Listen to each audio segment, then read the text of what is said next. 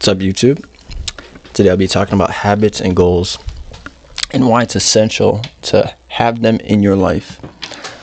What is a habit? A habit is something that a person does often in a regular and repeated way. For example, the time you wake up, time you go to sleep, it's usually the same time. The things you eat, or actually a better example, whenever you get up, the first thing you do. Some people go straight and brush their teeth. That's a habit. Some people get up and they take a look outside. That's the first thing they do. It's just a repeated action.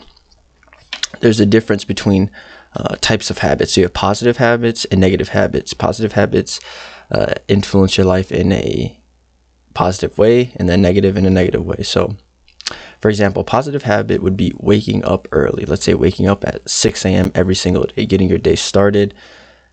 And yeah, that's a good habit. A negative habit would be sleeping in. Let's say starting your day at 11, 12, maybe 1 o'clock because you don't want to get up.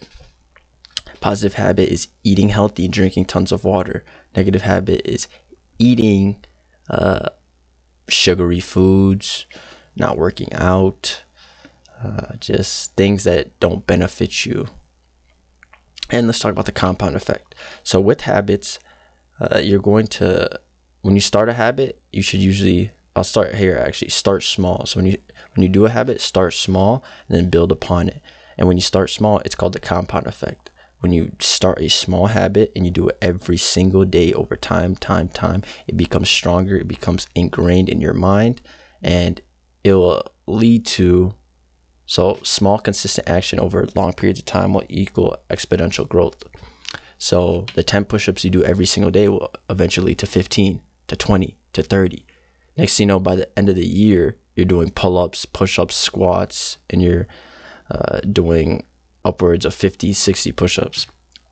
All because you started maybe at 5 or 10 each day, and you just built upon that.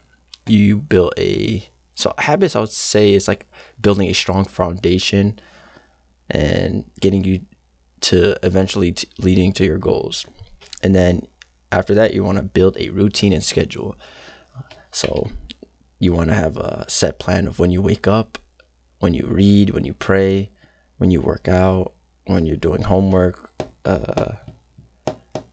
when you're going to go on a walk. Have your day scheduled out so your habits don't become a burden to you. So you don't have to be like, oh, I have to do this. It's just super easy and it's already embedded into your day.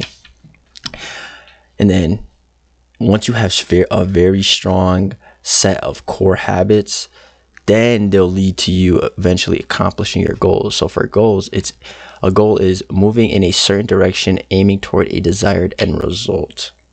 So we have short-term and long-term goals.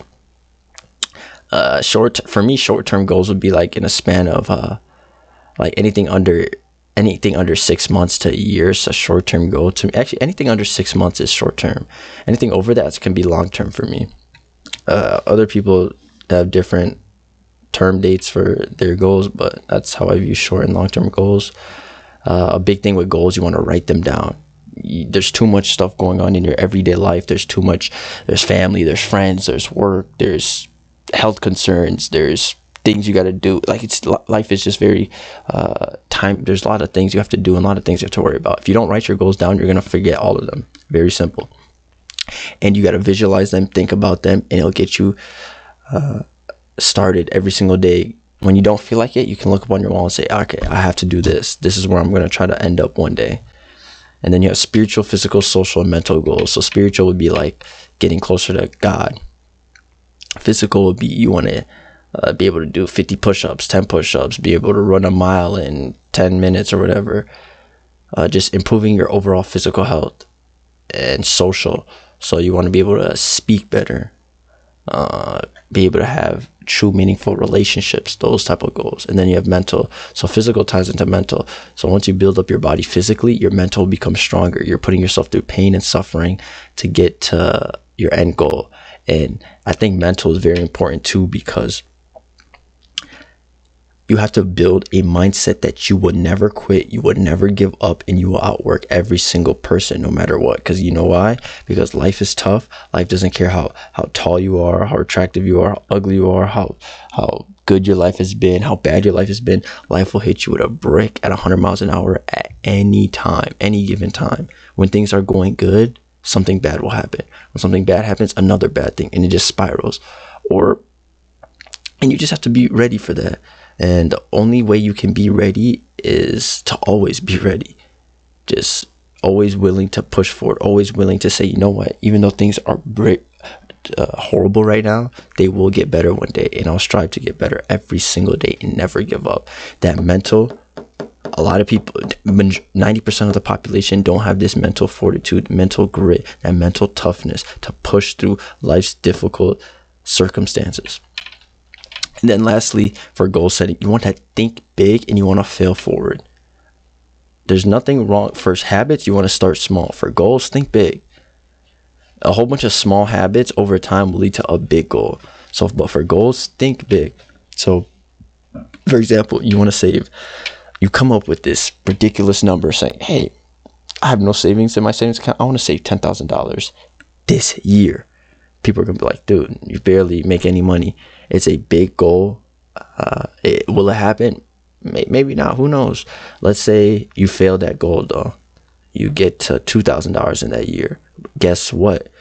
If you didn't think big at all, you would be at zero. But guess what? You thought of a big goal. 10,000 was your goal. You ended up at 2,000. Guess what? You failed your overall goal, the big one of hitting 10,000. Guess what? You failed forward. Instead of at zero, you're at 2,000. So you're 20% of the way. And you're getting closer and closer. And that's what you have to do in life. When you plan, make goals, whatever happens, life is going to hit you and life is going to pull you down. But the thing is that you have to keep moving forward. You have to start here, and then bang, bang, you make a couple steps forward, or you kick back. Bang, bang, bang, kick back. And you just got to keep fighting. Fight.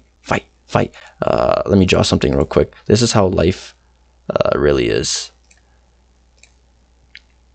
Failing forward is a big part of it. But let's zoom out here. This is what life really is. This is what accomplishing your goals is. It's, oh, okay, bet. Oh, we make some progress. Boom, boom, we're back down. Oh, we make some progress. Boom, boom, boom. Oh, shoot. Dude, I'm in a tough spot. Homeless, whatever. All right, make some progress. Back up, dude. And this is what life is. And then you make some progress. Oh, we're doing good. Bang, bang, back down. Boom, boom. Eventually. Then you get up here. Boom, boom.